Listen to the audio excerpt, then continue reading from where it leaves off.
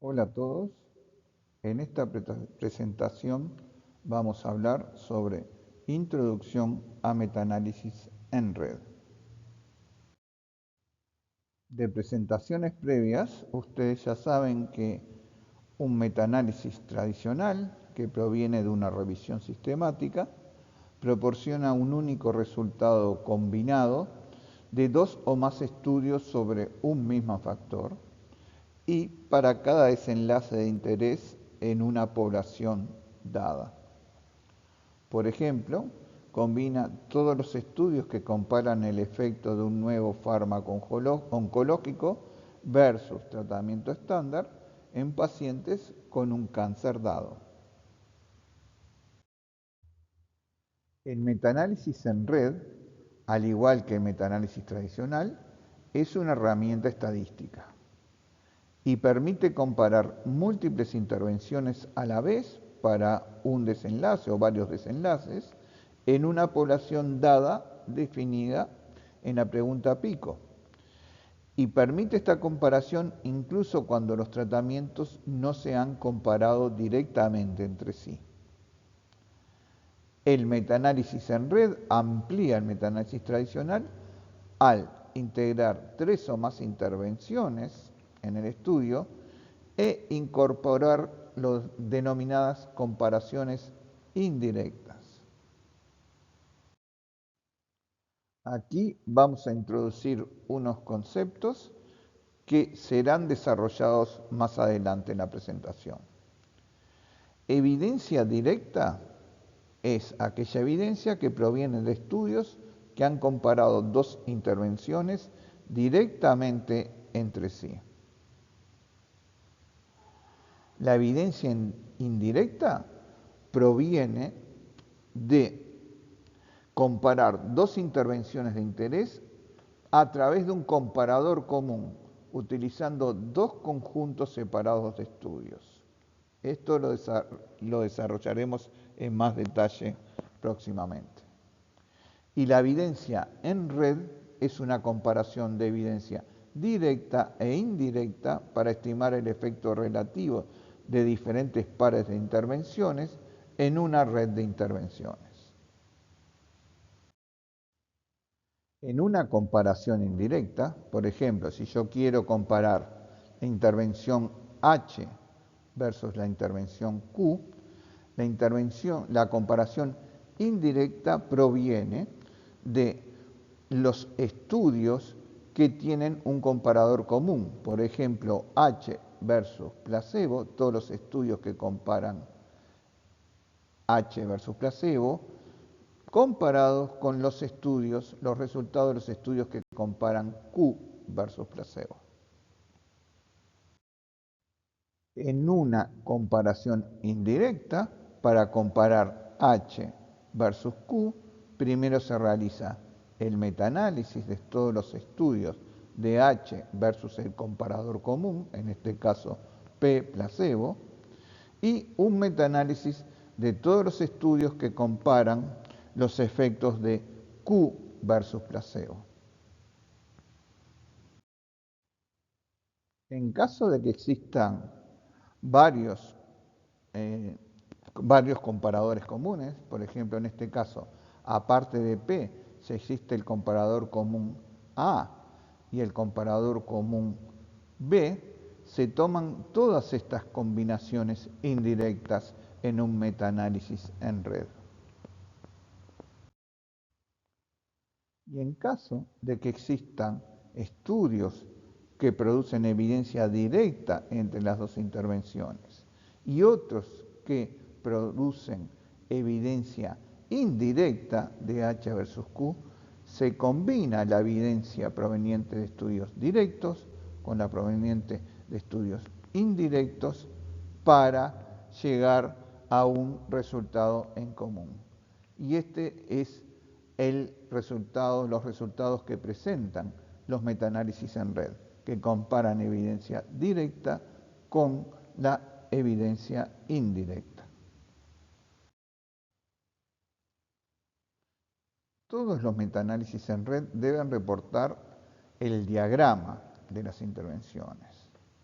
Por ejemplo, en este caso, aquí se presenta un diagrama. Es muy complejo dado que existen múltiples intervenciones y múltiples comparaciones. Este es un diagrama de todas las intervenciones para el tratamiento de la manía, también síndrome maníaco, que es una sobreexcitación que se presenta generalmente, se puede presentar sobre todo en pacientes con trastorno bipolar. En el diagrama se presentan todas las intervenciones de interés y cada línea significa un estudio, una comparación directa.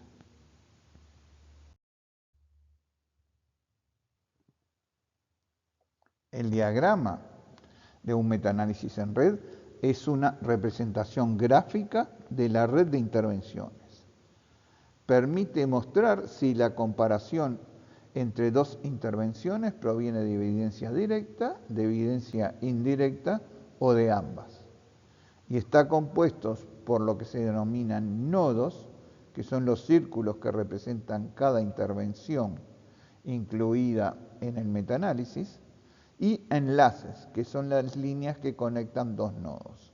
Un enlace entre dos nodos indica que existe evidencia directa para la comparación.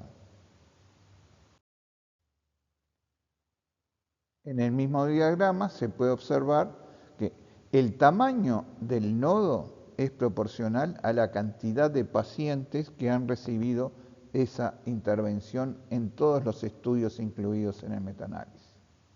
Por ejemplo, los pacientes que han recibido placebo fueron muchos más que los que recibieron haloperidol o muchos más que los que recibieron carbamazepina. Asimismo, las líneas o enlaces, vemos las líneas finas, por ejemplo, entre placebo y carbamazepina. Esta línea fina indica que probablemente sea un solo estudio, mientras que las líneas gruesas significan 2 o 3 o 4. Por ejemplo, aquí entre olanzapina y placebo, al menos 3 o 4 estudios que se están incluidos en el metaanálisis comparando estas dos intervenciones. Asimismo, algunos metaanálisis, no es muy frecuente, pero pueden presentar un diagrama en colores para indicar el riesgo de sesgo de cada estudio. Y al igual que en los ensayos clínicos aleatorizados, en este caso el verde significa muy bajo riesgo de sesgo en ese estudio, el rojo un muy alto riesgo de sesgo y el amarillo moderado. Y acá nos queremos detener en los supuestos metodológicos del metaanálisis en red, que son fundamentales para evaluar la calidad de la evidencia proveniente de un metaanálisis. Se debe evaluar para cada desenlace por separado el denominado supuesto de transitividad y refiere a lo que se denominan modificadores de efecto. ¿Con qué nos referimos aquí? Nos referimos a, por ejemplo, que los pacientes de todos los grupos comparadores más o menos son comparables en términos de edad, en términos de severidad de la enfermedad, en términos de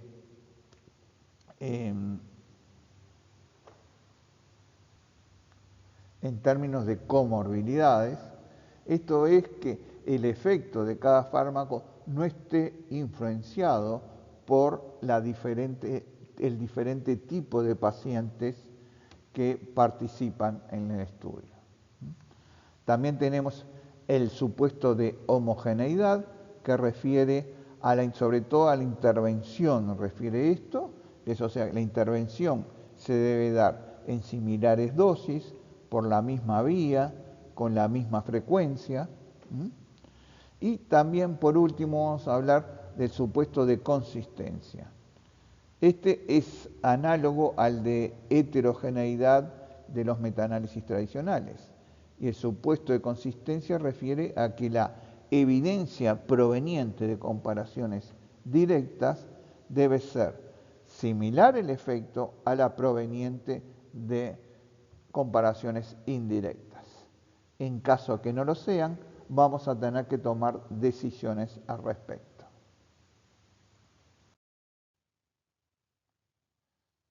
En esta parte de la presentación queremos hablar brevemente sobre cómo se estiman los efectos a través de una comparación indirecta. Por ejemplo, si yo quiero comparar la terapia A versus la terapia B para un desenlace continuo, en este caso calidad de vida.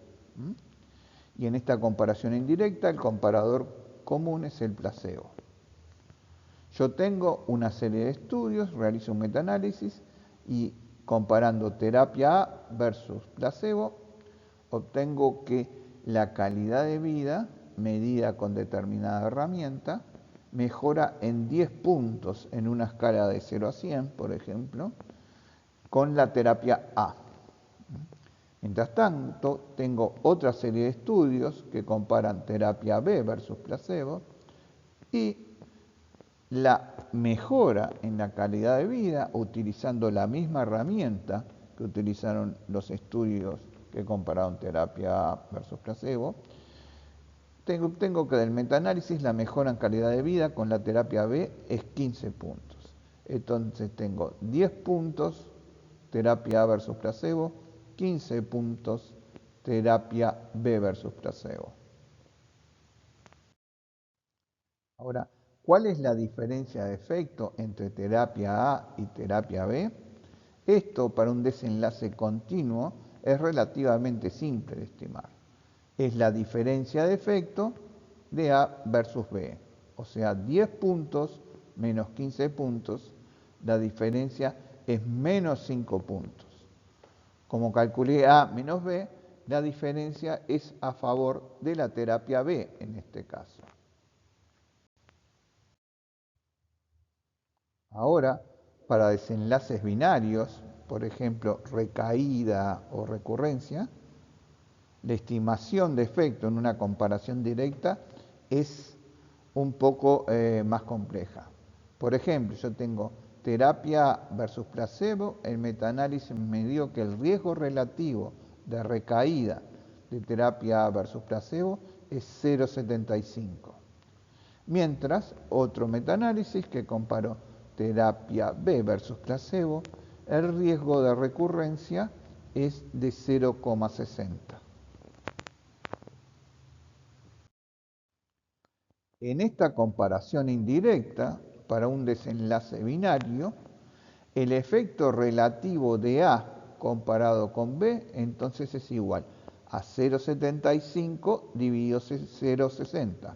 0,75, que fue el riesgo relativo de terapia A versus placebo, dividido 0,60, que es el riesgo relativo de recurrencia de terapia B versus placebo.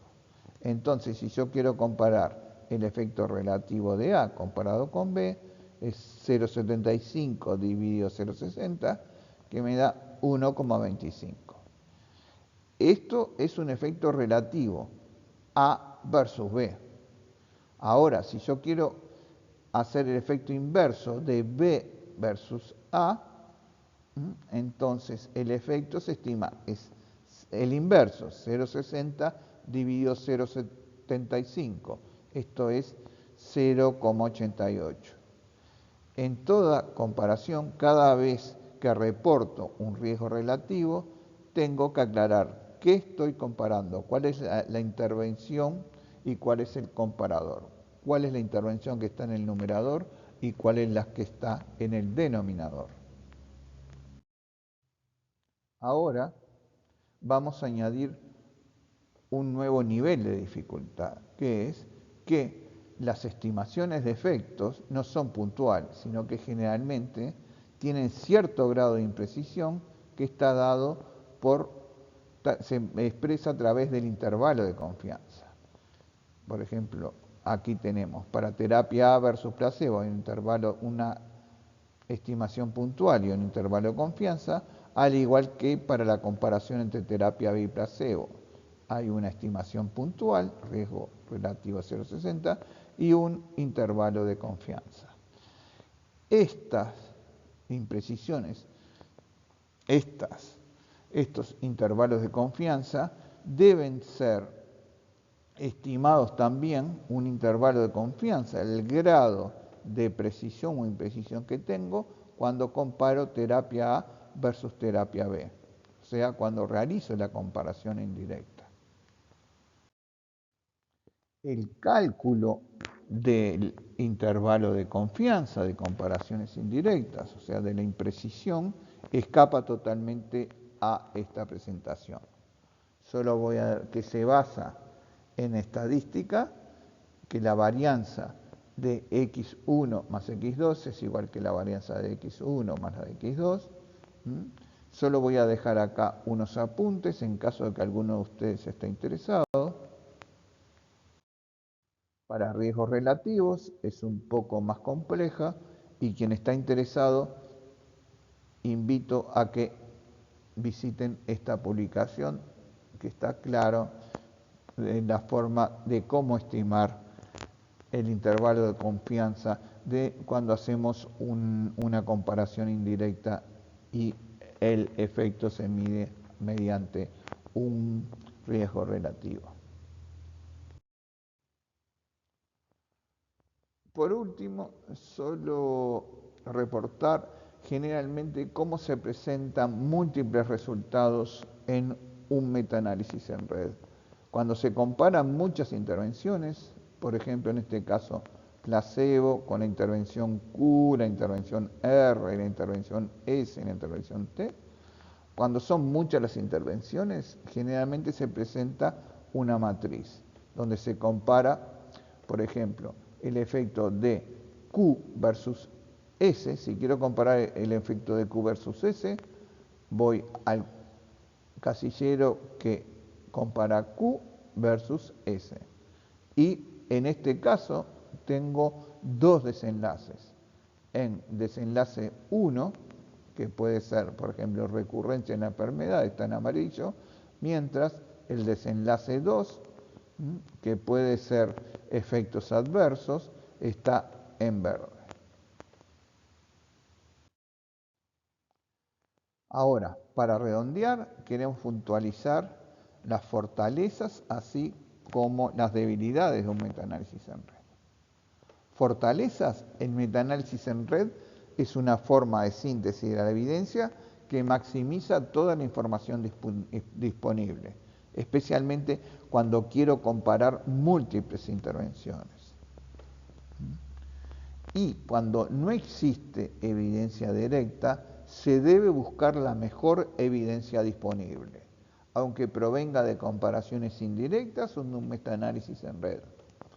Ya sea que ustedes tengan que tomar una decisión a nivel clínico individual o a nivel sanitario, salud pública o una evaluación de tecnologías sanitarias, si no existe evidencia directa, debemos ir a buscar la mejor evidencia disponible, provenga de comparaciones directas o de un metaanálisis en red.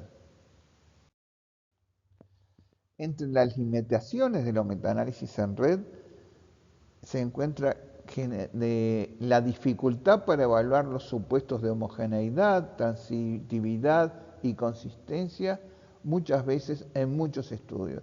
Es muy difícil evaluarlo para algunas comparaciones, sobre todo cuando son múltiples comparaciones y se comparan múltiples intervenciones.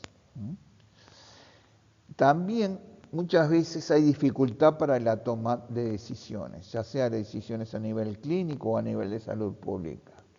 Sobre todo cuando la evidencia proviene solo de comparaciones indirectas, generalmente la imprecisión de esas estimaciones es alta.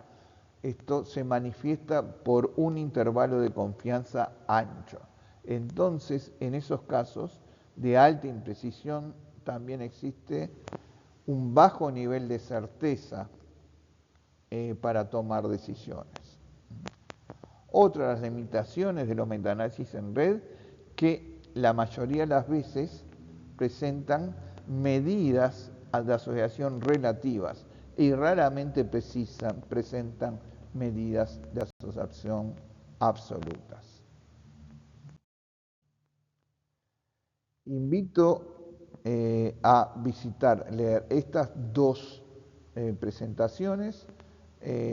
No son presentaciones, una es un artículo escrito en español que explica claramente los conceptos y cómo se realiza un metaanálisis en red.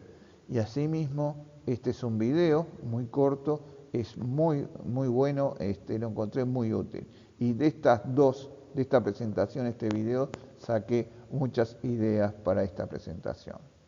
Bueno, hasta aquí fue todo. Muchas gracias. Espero que les sea de utilidad y cualquier duda que tengan la discutimos en el próximo taller. Hasta pronto. Chao.